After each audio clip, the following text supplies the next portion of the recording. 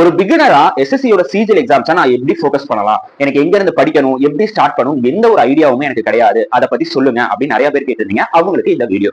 So ஒரு விஷயத்த கிளியரா புரிஞ்சுக்கோங்க. நமக்கு சிஜிஎல் டயர் 1க்கு 50 நாள் நம்ம கையில இருக்கு. சோ இந்த 50 நாள்ல நம்மளோட டார்கெட் எப்படி இருக்கணும்னா 70 கொஸ்டின்ஸ் கரெக்டா போடணும் அப்படிங்கிற டார்கெட்டை மைண்ட்ல வச்சுக்கோங்க. சரி, இப்போ நான் எப்படி ஸ்டார்ட் பண்ணணும் அப்படின்னா நமக்கு 4 செக்ஷன் இருக்கு.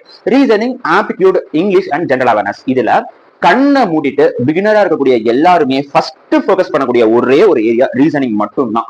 ரீசனிங் அப்படிங்கிற டாபிக்ல ஒரு 7 to 8 டாபிக் இருக்கும். அதை நீங்க கரெக்டா ஃபோக்கஸ் பண்ணி ஒரு 5 to 1 வீக்ல அந்த டாபிக்கை கம்ப்ளீட் பண்ணலாம். பண்ணிட்டீங்கன்னா 25 கொஸ்டின் உங்க கையில. சோ அடுத்தது நான் இதுக்குள்ள ஃபோக்கஸ் பண்ணணும்னா கண்டிப்பா ஆப்டிடியூட் அண்ட் இங்கிலீஷ் இந்த ரெண்டுத்தையுமே நீங்க பேலன்ஸ்டா ஃபோக்கஸ் பண்ணணும். ஏன்னா இது ரெண்டுத்தையும் நீங்க படிக்காம கண்டிப்பா டயர் 1 கிளியர் பண்ண முடியாது.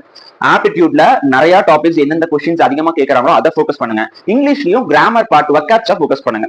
இது ரெண்டுத்தையும் கம்ப்ளீட் பண்ணி முடிச்ச பிறகு ஜெனரல் அவேர்னஸ் சொல்லுவாங்க. ஏன்னா ஜெனரல் அவேர்னஸ்ல எந்த ஒரு நெசசிட்டியும் இல்ல, அது ரொம்ப நீங்க அதை படிச்சா மட்டும் தான் எக்ஸாம்ஸ் கிளியர் பண்ண முடியும்ல இல்ல.